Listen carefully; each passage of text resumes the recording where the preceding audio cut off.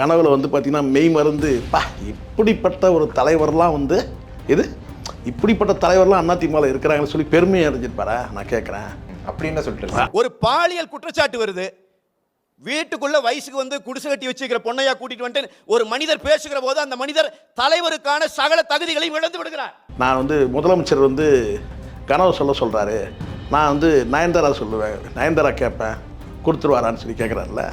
அப்போ புரியுதுங்களா அந்த கட்சியில் இருக்கிற தலைவருடைய நிலைமை என்னன்னு பாருங்க. திருமண வாழ்க்கையில் இருக்கிறாரு, மனைவியோட பிள்ளைகளோட வாழ்ந்துட்டு இருக்கிறாரு, ஒரு நல்ல நேர்மையான ஒரு வாழ்க்கையை வாழ்ந்துட்டுருக்காரு.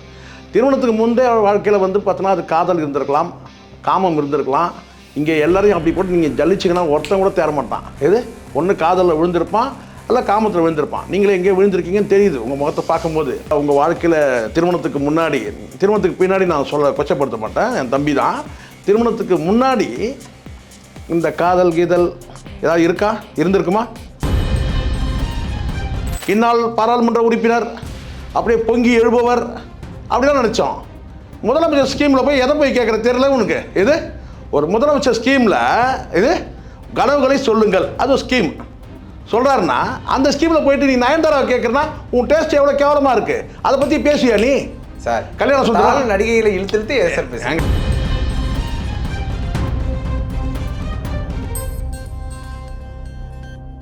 இன்றைக்கி சீமான் வந்து பார்த்தீங்கன்னா இன்றைக்கி வந்து ஒரு தமிழ்நாடு அரசியல் இன்றைக்கி ஒரு க்ளீன் மேன். ஊழல் குற்றச்சாட்டு சொல்ல முடியுமா? நீங்கள் வெளிப்படையாக கட்சி நிதிக்கணும்னு சொல்லிட்டு ஒரு தலைவன் வந்து இப்படி பேச முடியும்? எந்த தலைவராக கேட்க முடியுமா சார்? கவர்மெண்ட் ஸ்கீம் வந்து நீ குறை சொல்லும் போது நயன்தாரா வந்து கனவுல வந்துட்டா அதை கேட்டா குடிப்பியான்னு கேட்குற. காரி துப்போனா நீ அங்க. மெட்ராஸ் மேல் நேயர்களுக்கு வணக்கம். இன்று நம்மோடு நேர்காணல் பேசுவதற்காக பத்திரிகையாளர் திருமிகு சேகர ஜெய்சங்கர் அவர்கள் நம்ம இருக்கிறார். வாருங்கள் அவரோடு பேசலாம். சார் வணக்கம். சார் வணக்கம்.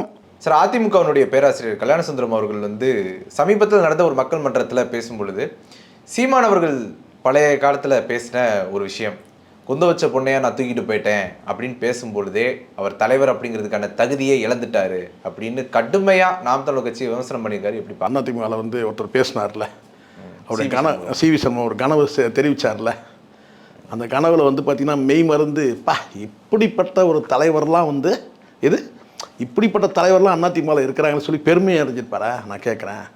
அப்படின்னு சொல்லிட்டு அப்படிதான் சொன்னார் அவர். நான் வந்து முதலமைச்சர் வந்து கனவு சொல்கிறாரு, நான் வந்து நயன்தாரா சொல்லுவேன், நயன்தாரா கேட்பேன், கொடுத்துருவாரான்னு சொல்லி கேட்குறாருல. அப்போ புரியுதுங்களா அந்த கட்சியில் இருக்கிற தலைவருடைய நிலைமை என்னன்னு பாருங்க.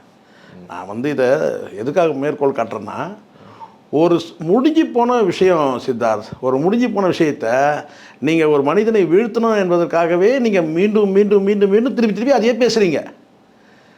சீமான் அவர்களை பொறுத்த வரைக்கும் இங்கே தெளிவாக ஒரு விஷயத்தை நம்ம புரிஞ்சுக்கணும். இங்கே மக்கள்கிட்ட பல ஏமாற்று வேலைகள் காலங்காலமாக நடக்குது. நான் தான் முதல்ல சொன்ன சீமான் அவர்கள் இந்த நடிகை குறித்து வரக்கூடிய அந்த விமர்சனங்கள் வந்து அவர் வெளியே வரனா எதிர்கொள்ளணும், இந்த பிரச்சனையை வந்து எதிர்கொள்ளணும், சட்ட ரீதியாக எதிர்கொள்ளணும். சட்ட ரீதியாக எதிர்கொண்டார், முடிஞ்சிருச்சு. அதுவும் குறிப்பாக இந்த விஷயம் பொறுத்த வரைக்கும் யாருக்குமே பேச தகுதியே கிடையாது. காரணம் கேட்டால் இது திருமணத்தை கடந்த உறவு அல்ல, திருமணத்துக்கு முந்தைய உறவு. இன்றைக்கி மனைவி பிள்ளைகளோடு வாழ்ந்துட்டு இருக்கிறார் சீமான். ஃபர்ஸ்ட் லவ்னு சொல்லுவாங்க இல்லையா, ஃபஸ்ட்டு லவ் செகண்ட் லவ்லாம் எனக்கு தெரியாது. இப்போ வந்து திருமண வாழ்க்கையில் அவர் இருக்கிறாரு. புரியுங்களா சொல்கிறது? திருமண வாழ்க்கையில் இருக்கிறாரு, மனைவியோட பிள்ளைகளோடு வாழ்ந்துட்டு இருக்கிறாரு, ஒரு நல்ல நேர்மையான ஒரு வாழ்க்கையை வாழ்ந்துட்டுருக்காரு. திருமணத்துக்கு முந்தைய வாழ்க்கையில் வந்து பார்த்தோன்னா அது காதல் இருந்திருக்கலாம், காமம் இருந்திருக்கலாம். இங்கே எல்லாரையும் அப்படி போட்டு நீங்கள் ஜல்லிச்சிங்கன்னா ஒருத்தன் கூட தேர மாட்டான். எது ஒன்று காதலில் விழுந்திருப்பான் இல்லை காமத்தில் விழுந்திருப்பான். நீங்களே எங்கேயோ விழுந்திருக்கீங்கன்னு தெரியுது உங்கள் முகத்தை பார்க்கும்போது. பொதுவாக நான் சொல்கிறேன், இந்த கல்யாண சுந்தரத்தை நான் கேட்குறேன், ஒரே நேர்மையாக சொல்லுங்கள் ஐயா. உங்கள் வாழ்க்கையில் திருமணத்துக்கு முன்னாடி, திருமணத்துக்கு பின்னாடி நான் கொச்சப்படுத்த மாட்டேன், என் தம்பி தான். திருமணத்துக்கு முன்னாடி இந்த காதல் கீதல் ஏதாவது இருக்கா, இருந்திருக்குமா? இல்லைன்னு சொன்னால் நீ மனுஷனே கிடையாது. திருமணத்துக்கு முன்னாடி ஒன்று காதல் இருந்திருக்கும் அல்லது காமம் இருந்திருக்கும். ஒன்று காதல் வயப்பட்டிருப்பான் அல்லது இந்த சைடில் வந்து கண்ணுக்கு மறைவாக வந்து எங்கேயாவது ஒரு இடத்துல வந்து மழைக்கு ஒதுங்கியிருப்பான். நடக்கலான்னு தான் சொல்லாதீங்க, அப்படின்னா ஏமாத்துறீங்கன்னு அர்த்தம். திருமணத்துக்கு முன்னாடி அப்படி இல்லைன்னா நான் சொல்கிறேன் உங்களுக்கு என்ன சொல்லிக்கிட்டு, நான் இந்த நிமிஷம் கூட நான் சொல்கிறேன், நீங்கள் வந்து ஒரு நல்ல வாழ்க்கை வாழ்ந்துட்டு இருக்கா கூட நீங்கள் வச்சுங்களேன். உங்களை நீங்களே வந்து பார்த்தீங்கன்னா ஒரு போலியாக நீங்கள் வந்து உங்களை ஏமாற்றிக்கிறதா கூட இருக்கட்டும், நீங்கள் அப்படி இருக்கிறதா கூட நான் வச்சுக்கிறேன். நானே சொல்கிறேன், நீங்கள் வந்து சுத்தமானவர், நீங்கள் திருமணத்துக்கு முந்தைய உறவு உங்களுக்கு எதுவுமே காதலும் கிடையாது, காமமும் கிடையாது, எந்த கன்றாவையும் கிடையாதுங்க, நீங்கள் ரொம்ப நாள்னா உங்களோட போயிடணும். அடுத்தவங்களை வந்து நீங்கள் சொல்லக்கூடாது. இப்போ எனக்கு இறைபக்தி எனக்கு கிடையாது, வந்து சாமி கும்பிட்ற அத்தனை பேரும் நான் வந்து முட்டாள்கள் மடையர்கள் அப்படின்னு சொல்ல முடியுமா? காட்டு மிராண்டிகள் சொல்ல முடியுமா? நான் சொல்ல முடியாது. அது அவன் நம்பிக்கை, அவன் தேவை அது. ஆனால் இந்த இடத்துல வந்து ஒழுக்கம் என்பது திருமணத்துக்கு பிந்தைய காலத்தில் வந்து ஒருத்தன் திருமணத்தை கடந்த உறவு இருக்கான்னு சொன்னால் அப்போ நீங்கள் சொல்லலாம், மனைவிக்கு துரோகம் பண்ணுறான், மனைவியை ஏமாத்துறான், ஏன்டா அது வந்து பார்த்தீங்கன்னா அதுக்கு நீ எந்த முறையான ஒரு வாழ்க்கையை நீங்கள் ஏற்படுத்திக்க வேண்டியதானே அப்படின்னு சொல்லலாம். ஆனால் ஒரு முன்னால் முடிஞ்சு போன ஒரு விஷயத்த ஒரு அரசியல் கட்சி தலைவரை வந்து பார்த்தீங்கன்னா கருத்தியல் ரீதியாக நீங்கள் மோத முடியாமல் தேர்தல் அறிக்கையெல்லாம் பார்த்து ஒரு வைத்தறிச்சலில் நீங்கள் பேசுகிறீங்க, அவ்வளோதான் நான் எடுத்துக்க முடியும். இதை தாண்டி இதை சொல்கிறதுக்கு ஒன்றுமே கிடையாது. கல்யாண சுந்தரம் யார்? கல்யாண சுந்தரம் ஏற்கனவே வந்து நாம் தமிழ் கட்சி. உனக்கு இருக்கும்போது தெரியாதா? உனக்கு இருக்கும்போது தெரியாதா? நீ கட்சியில் இருக்கும்போது தெரியாதா? உனக்கு கட்சியில் இருக்கும்போது உனக்கு தெரியும் தானே. அப்போ கட்சியை விட்டு வெளியே போயிட்ட பிறகு நீ என்ன செய்யறன்னு கேட்டீங்கன்னா இதுக்கு பேர் தான் துரோகம்ன்றது. அவருக்கு ஒரு வார்த்தை சொல்லிட்டாரு, ஒரு வார்த்தை சொல்கிற வார்த்தை நீ அப்படியே கூட நீங்கள் சொல்லுவீங்க என்னன்னு கேட்டான். சார் அவர் என்ன சொல்கிறாரு, அவர் வந்து ஒரு வார்த்தை வந்து சொல்லிட்டாரு, சீமான் வந்து ஒரு வார்த்தை சொல்லிட்டாரு. சீமான் ஒரு வார்த்தை தான்டா சொன்னார், 1000 வார்த்தை வந்தது. சீமான இடத்துல வேற யாரா இருந்தாங்கன்னா ஒன்று அதுக்காக நீங்கள் சீமான் அப்படி நியாயப்படுத்தி ஏங்க நான் நியாயப்படுத்தவே இல்லைங்க, தவறாக மீண்டும் மீண்டும் சொல்லுங்க, நான் நியாயப்படுத்தலை. நான் தான் சொல்லலை, நான் ஒரு காணொலியில் நான் பேசும்போது முதல்ல நான் தான் சொன்னேன். என்னன்னு கேட்டிங்கன்னா சீமான் இது சட்ட ரீதியாக எதிர்கொண்டு இதை முடிக்கணும். காரணம் கேட்டிங்கன்னா இது ஒரு இயக்கத்தை பாதிக்குது. நாம் தமிழர் கட்சி வந்து ஒரு இயக்கம், அப்போ அது வந்து பாதிக்குதுன்னு கேட்டால் அப்போ அந்த வந்து பார்த்தீங்கன்னா அது மேலே இருக்கிற அந்த கலங்கத்தை துடைக்கணும், சட்ட ரீதியாக அதை துடைக்கணும்னு சொன்னால் அதுவும் தொடச்சி க்ளீன் ஆகிட்டார்ல. இப்போ உங்களுக்கு க்ளீன் ஆனது பொருட்களை இது சீமான் சுத்தமாகிட்டாரு. அப்போ சீமானை வீழ்த்தினா தான் நாம் தமிழ் வீழ்த்த முடியும். அப்போ சீமானை எப்படி வீழ்த்துறது?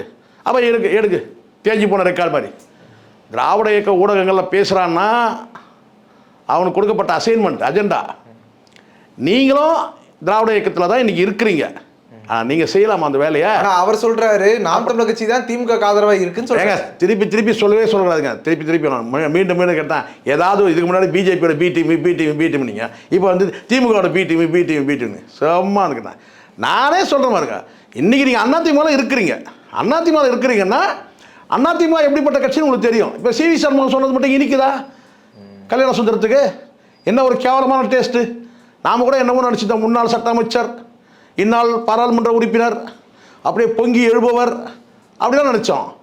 முதலமைச்சர் ஸ்கீமில் போய் எதை போய் கேட்குற தெரியல உனக்கு. இது ஒரு முதலமைச்சர் ஸ்கீமில் இது கனவுகளை சொல்லுங்கள், அது ஒரு ஸ்கீம் சொல்கிறாருன்னா அந்த ஸ்கீமில் போயிட்டு நீ நயன்தாராவை கேட்குறனா உன் டேஸ்ட் எவ்வளோ கேவலமாக இருக்குது, அதை பற்றி பேசுவியா நீ? சார் கல்யாணம் சொல்கிறாங்க நடிகைகளை இழுத்து ஏங்க திருப்பி நான் சொல்லலைங்க. நான் எந்த நடிகைகளும் எனக்கு கேவலப்படுத்தணுன்ற எனக்கு நோக்கமே எனக்கு கிடையாது. ஒரு முன்னாள் அமைச்சர், சட்டத்துறை அமைச்சர், ஒரு கரண்ட் எம்பி வாய் தவறி உன் கனவை போயிட்டு நீ பார்லிமெண்ட்டில் சொல்லுவியாடா? நான் கேட்குறேன், சொல்லுவியா நீ? வாய் தவறி சொல்லிட்டாரா? இப்போ புரியுதா? அப்போ நீ என்ன சொன்ன? கல்யாண சுந்தரம் பொத்திட்டு இருக்கணும். நீ சீமானை பற்றி பேசணும்னா அப்போ நாங்கள் இதெல்லாம் பேசுவோம். சீமானை குறித்து பேசினா இதெல்லாம் பேசுவோம். நீ வந்து நாம் தமிழர் கட்சியோட தேர்தல் வரைவு அறிக்கையில் அவங்க சொல்லப்பட்ட ஸ்கீமில் வந்து இந்த ஸ்கீமில் இதெல்லாம் சொல்கிறாங்கன்னா அதில் ஒன்று வந்து பார்த்திங்கன்னா பெண்கள் குறித்து பாதுகாப்பை அவர் வந்து அதில் வந்து பதிவிடப்படுது. கிட்டத்தட்ட ஒரு 450 பக்கத்தில் வந்து பார்த்திங்கன்னா பெண்கள் பாதுகாப்பு குறித்து அவர் சொல்கிறாரு. இது கட்சியோட ஒரு கொள்கை நிலைப்பாடு, ஆட்சி முறை, அது சொல்லப்படுதுன்னா அப்போ அதை நீங்கள் நக்கல் அடிக்கும் போது நீ என்ன செய்யறது கேட்டால் சீமான் வந்து அப்படி பண்ணவர், அப்படி அதை சொல்ல தகுதி இருக்கா, இப்படி இருக்கா, அப்படி இருக்கான்றீங்கல்ல, அதை தான் நான் உங்களுக்கு விளக்குறேன். இங்கே திருமணத்துக்கு முந்தைய உறவு இருக்கும், உங்களுக்கு இல்லைன்னா உங்கள் துணைவியாருக்கு இருக்கும். கேட்டு பாருங்கள். ரொம்ப பேசிடுவேன் நான். கல்யாண சுதந்திரத்துக்கு இதான் லிமிட்டு. திருமணத்துக்கு முந்தைய உறவும் திருமணத்தை கலந்து உறவு ரெண்டும் ஒன்று கிடையாதா? முட்டாள். கல்யாண சுதந்திரத்தை தான் சொல்கிறேன், முட்டாள். ஏன் அப்படி சொல்றீங்க? ஆமாம் நீ பேசுறது சீமான் அவர்களது திருமணத்துக்கு முந்தைய உறவு. பேராசிரியர் மண்ணாங்கட்டி, உன் புத்தி எங்கடா போகுது? நீ பேசுனா நேர்மையாக நியாயமாக பேசணும். நேர்மையாக நியாயமாக பேசுகிறா. சீமானை கை காட்டுறல்ல, அப்படியே போ சிவி சண்முகத்தில் போய் காலு. அறிவு இருக்காயா உனக்கு? கட்சி கெட்ட பேர் ஏற்படுத்துற. சரி, இப்போ சொன்னா நீ இருக்க முடியுமா அந்த கட்சியில்? நீ சொன்னா நீ இருக்க முடியுமா அந்த கட்சியில்? போனீங்கல்ல, ஒருத்தர் என்ன கதியானாரு தெரியுதுல்ல, யாரு? ராஜீவ் காந்தி தான் சொல்கிறேன். இன்னைக்கு என்ன நிலைமையாச்சு இப்போ புரியுதுங்களா? துரோகிகளுக்கு சரியான நேரத்தில். ஆனால் ராஜீவ்காந்தி அப்படிலாம் பண்ணலன்னு சார் பண்ணல. நான் அந்த கதைக்கே நான் போகல சார். எனக்கு அது தேவையும் இல்லை சார். இதெல்லாம் இவங்களுக்கு தான் நோண்டிட்டு இருந்தால் நம்ம வேலை. இவனுக்கு பின்னாடி இதை செஞ்சானா அதை செஞ்சானான்னு கிடையாது. ஆனால் நீங்கள் இன்னொருத்தர் வந்து பார்த்தீங்கன்னா நீங்கள் சுட்டி காட்டுறீங்கல்ல, நக்கல் அடிக்கிறீங்கல்ல, உங்களுக்கு எப்படி வருது பாருங்கள். நான் மீண்டும் சொல்கிறேன், இன்றைக்கி சீமான் வந்து பார்த்தீங்கன்னா இன்றைக்கி வந்து ஒரு தமிழ்நாடு அரசியல் இன்றைக்கி ஒரு க்ளீன் மேன். ஊழல் கூட்டம் சார் சொல்ல முடியுமா? நீங்கள் வெளிப்படையாக கட்சி நிதிக்கணும்னு சொல்லிட்டு ஒரு தலைவன் வந்து இப்படி பேச முடியும்? எந்த தலைவரை கேட்க முடியுமா சார்? கட்சி தொண்டக்கூடிய திரள் நிதியில் வாழ்றாரு சீமான். திரள் நிதியை கேட்கறதுக்கும் பார்த்தீங்கன்னா நேர்மையாக கேட்கறாருல, வெளிப்படையாக நேராக வந்து கேட்கறாருல. திரள் நிதி கேட்டு வாங்குறோம். எப்படி 3 லட்சம் ரூபாய் வாடகை வீட்டில் திருப்பி பேசாதீங்க.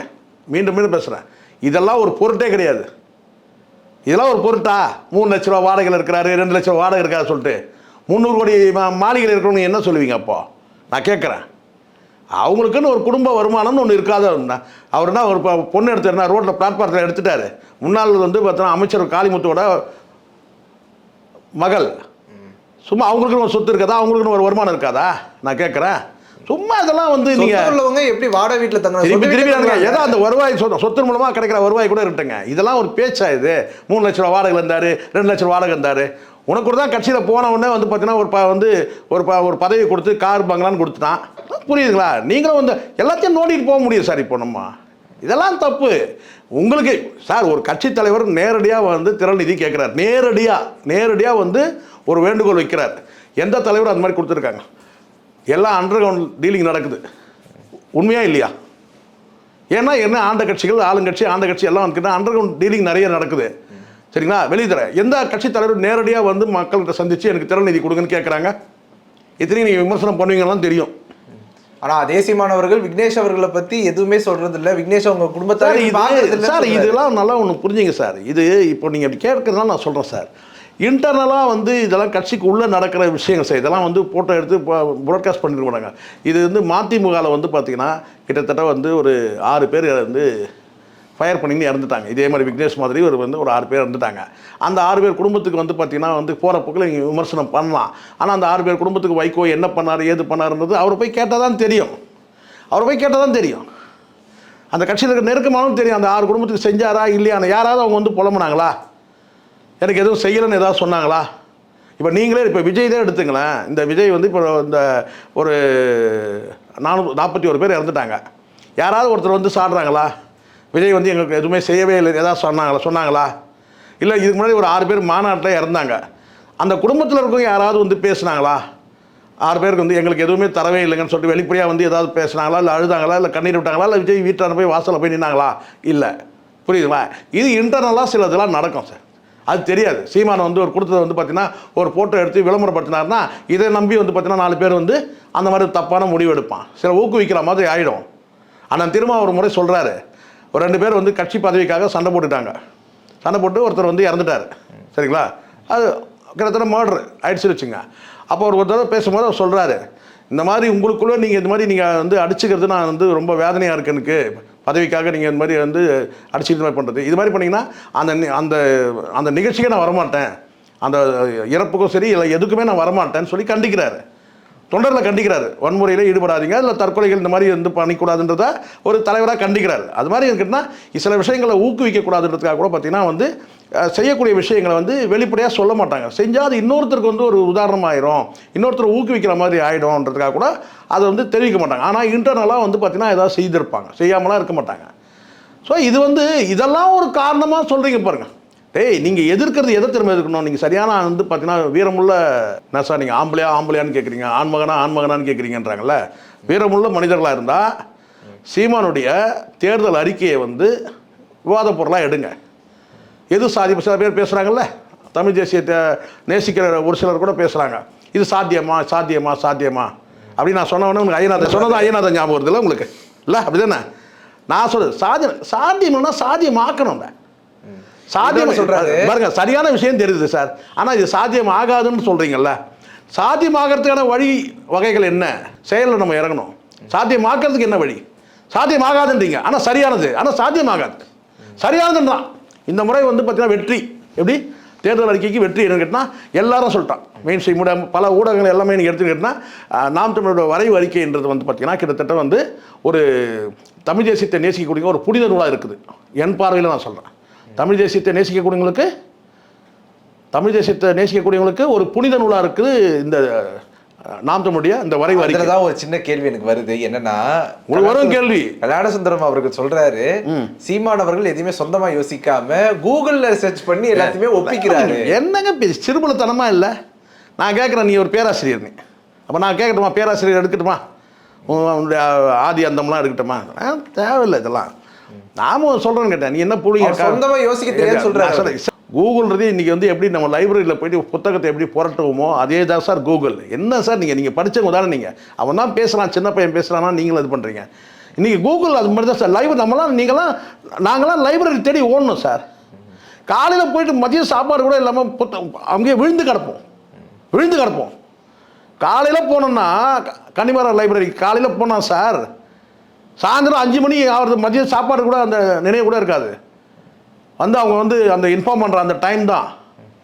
காலையில் போனோம்னா சாயந்தரம் வரைக்கும் வந்து விழுந்து கிடப்போம், பொழுது போகிறதே தெரியாது.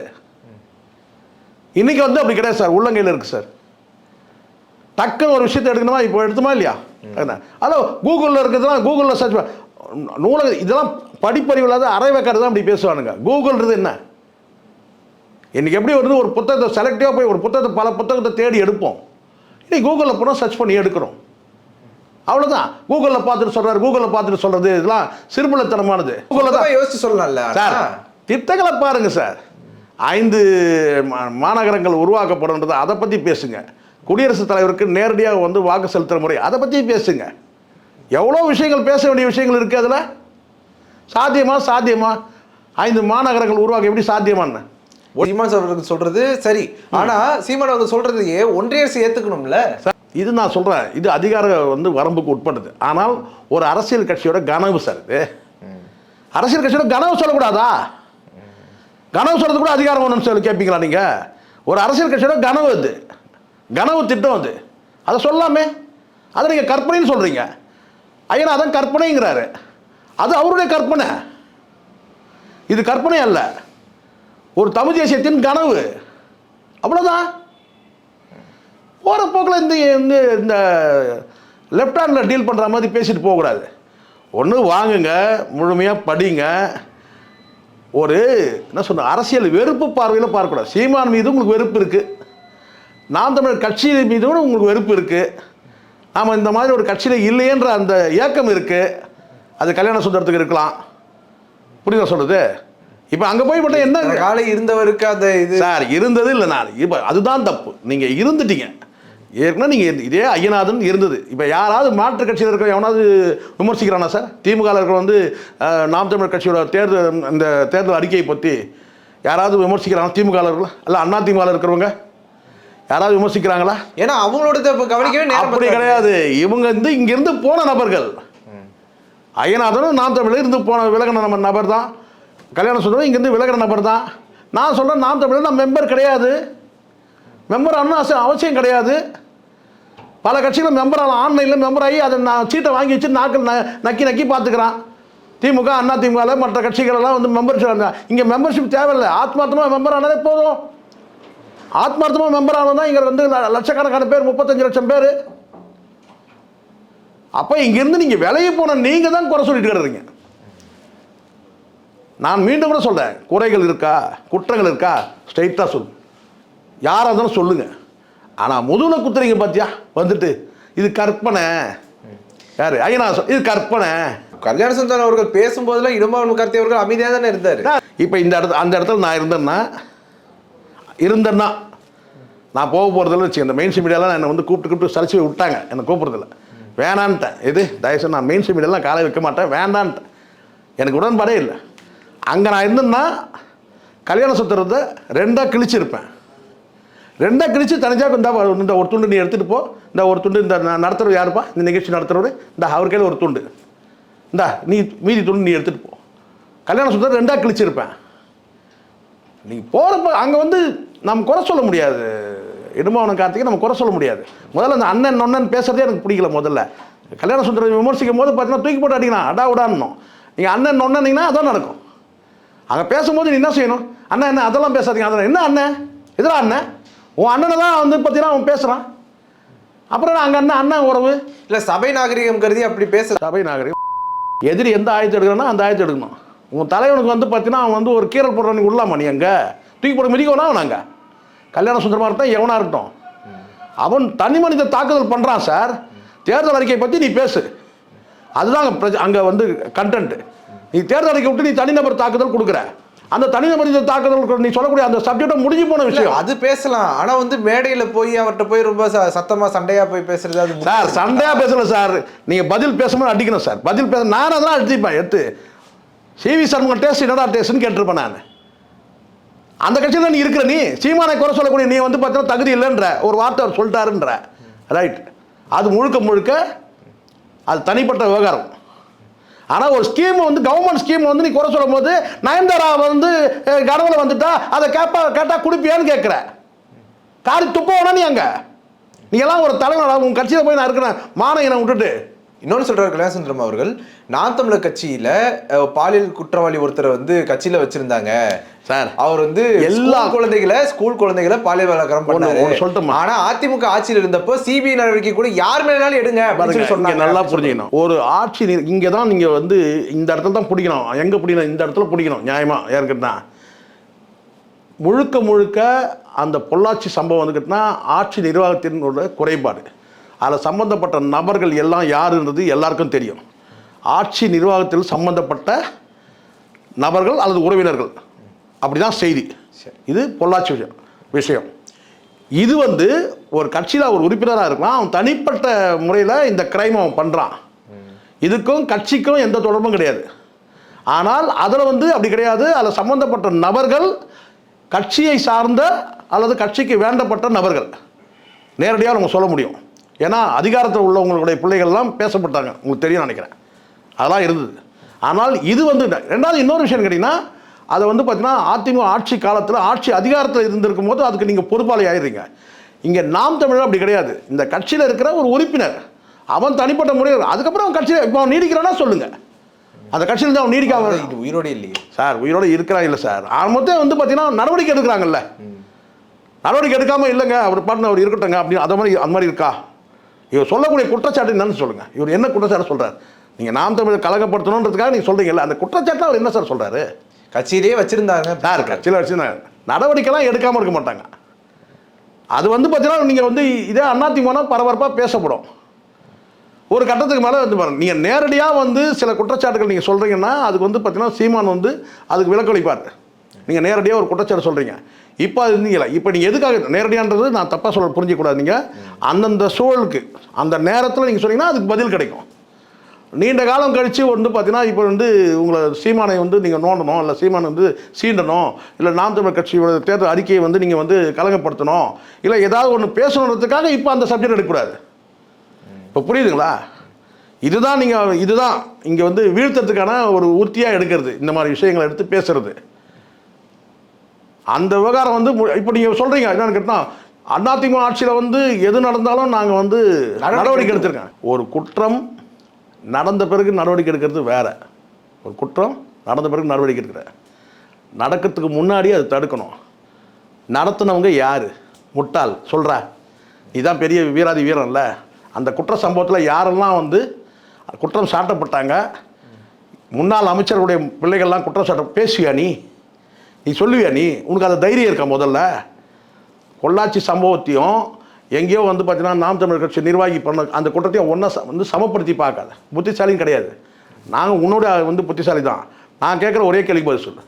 ஒரு ஆட்சி நிர்வாகத்தில் ஒரு குற்றம் நடக்கிறதுக்கு முன்னாடி தடுக்கிறது தான் வந்து ஆட்சி நிர்வாகத்தோட வேலை. குற்றம் நடந்த பிறகு வந்து பார்த்தீங்கன்னா கண்டுபிடிக்கிறது பெரிய வேலை கிடையாது. அது எப்படின்னு காவல்துறை செய்ய தான் போகுது. அப்போ இந்த குற்ற சம்பவம் நடக்காமல் இருக்கணும்னா அங்கே யார் அந்த குற்றத்தை நடத்துனவங்கன்றதை பாருங்கள். அப்போ அவங்க மேலே அவர் எளிதாக வந்து காவல்துறை பாஞ்சிட முடியுமா? ஏன்னா அது குற்றத்தை நடத்துகிறவங்களே வந்து பார்த்தீங்கன்னா எப்படிப்பட்ட அதிகாரத்தில் இருக்கிறவங்கன்றதை பார்க்கணும். அப்போ அந்த காலகட்டத்தில் எப்படி பேசப்படுதுன்னு பாருங்கள். இந்த நபர்கள் தான் ஏயு மேட்டர்லேயும் பெருசாக பேசினாங்க, அண்ணா யூனிவர்சிட்டி மேட்டர்லேயும் பெருசாக வந்து இது பண்ணிக்கலாம். அதுவும் தான் குற்றவாளி தண்டிக்கப்பட்டிருக்காரு. இதே திமுக ஆட்சியில் வந்து அந்த வழக்குகள் நடத்தி வந்து பார்த்தீங்கன்னா இன்றைக்கி சிறையில் தானே இருக்கிறாரு. ஆட்சி குற்றம் நடந்த பிறகு நடவடிக்கைன்றது வேறு. அதுக்காக அது வந்து பார்த்தீங்கன்னா நான் வந்து ஏங்க நடவடிக்கை எடுத்தாங்களா, நான் அப்படி அர்த்தம் அப்படி பொருள் புரிஞ்சக்கூடாது. நடவடிக்கை எடுத்தது சிறப்பு, ஆனால் அது நடக்காமல் தடுக்கிறது யார்? உங்கள் ஆட்சி அதிகாரம் பண்ணிடணும்ல. அப்போ அதை விட்டுட்டீங்கல்ல.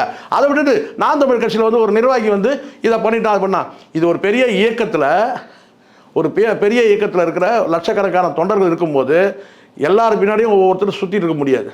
யாரோ அங்கே ஒன்றுங்களாம் நடந்த பிறகு ஒரு நிறைய நடவடிக்கை எடுக்கப்படும். அவ்வளோதான். கட்சியை நெறிப்படுத்துறது அப்படின்னு ஒன்று இருக்குதுல்ல சார், அது பண்ணி தானே சார் நெறிப்படுத்துறாங்க சார், நெறிப்படுத்துறாங்க. இந்த கட்சியோட ஒழுக்கமான கட்சி எதுவுமே கிடையாது.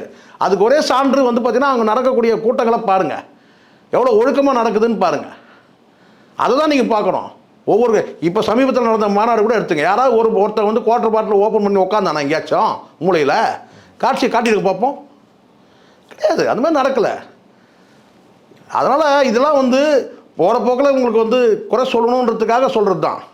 ஆனால் அது என்னென்னா திமுகவோ இல்லை அதிமுக கட்சியை சார்ந்தவங்க சொன்னால் பரவாயில்ல, இங்கேருந்து போய் வந்து அடைக்கலம் போனப்போ நீங்கள் பேசுகிறீங்க பாரு, எது அதிமுக அவங்க போட்ட வந்து எலும்பு துண்டு கவிக்கிட்டு போயிட்டு அங்கே போயிட்டு பேசுறீங்க பாரு. சொல்லலாமா? அவ்வளோதான் சொல்ல முடியும். விட்டு வெளியே போனா வேற கட்சி உண்மையாதானங்க உரிமை இல்லையா? எலும்பு துண்டுனா என்னங்க, அவங்க கொடுக்குற பதவி மற்ற விஷயங்களை இல்ல ஒரு கட்சியிலேருந்து இன்னொரு கட்சிக்கு போயிட்டு அந்த கட்சியை விமர்சனம் பண்றதுக்கு உரிமை கிடையாது. இல்லை உரிமை கிடையாது, இல்லைங்க பேசுங்க, ஆனால் நியாயமாக இருக்கும். தனிப்பட்ட விவகாரத்துக்கு போகாதீங்க. இதே கல்யாண சுந்தரம் கூட விமர்சனம் பண்ணட்டும். இப்போ ஐயநாதன் கூட விமர்சனம் பண்ணுறாரு. ஐயநாதன் சொல்கிறாரு கற்பனைன்னு சொல்கிறாரு, நான் சொல்கிறேன் கனவுன்னு சொல்கிறேன். கற்பனை என்பது வேறு, கனவு என்பது வேறு. கற்பனைக்கும் கனவு சார், கற்பனைன்றது ஒன்று உங்களுக்கு ஒன்று போல தெரியும் சார். கற்பனை என்னன்னா கனவு என்ன நினச்சி பார்க்கறது பேர் தான் கற்பனை. கனவுன்றது வந்து பார்த்தீங்கன்னா கற்பனை என்பது வந்து பார்த்தீங்கன்னா வந்து சாதிக்க முடியாது. கற்பனை நல்லா புரிஞ்சுங்க, இதெல்லாம் தெளிவாயிருங்க. அப்பப்போ கற்பனை என்பது சாதிக்க முடியாது, நல்லா இனிமையாக இருக்கும், ஆனால் சாதிக்க கனவு என்பது சாதிக்கக்கூடியது, சாத்தியமானது. இந்த டிஃப்ரென்ஸ் புரிஞ்சுங்க. அதை நீங்கள் வந்து இப்போ அவர் சொல்கிறாருன்னா அதுக்கு நம்ம பதில் கொடுக்கணும், அது வேறு. ஆனால் தனிப்பட்ட விஷயத்தை தூக்குறீங்க பாருங்க. அதில் வந்து தேர்தல் அறிக்கையில் வந்து பார்த்தீங்கன்னா பெண்களுக்கு பாதுகாப்பு சொல்லிருக்காரு, இவர் இப்படி சொன்னார், அவர் அப்படி சொன்னார், இவர் அதை பேச முடியுமா, தகுதி இருக்கான்னு. அதான் நானும் சொல்கிறேன். திருமணத்தை கடந்த ஒரு வேறு, திருமணத்துக்கு முந்தைய உறவு வேறு. திருமணத்துக்கு முந்தைய உறவு எல்லாருமே இருப்பான், அதில் சிக்காத எவனும் இருக்க மாட்டான்.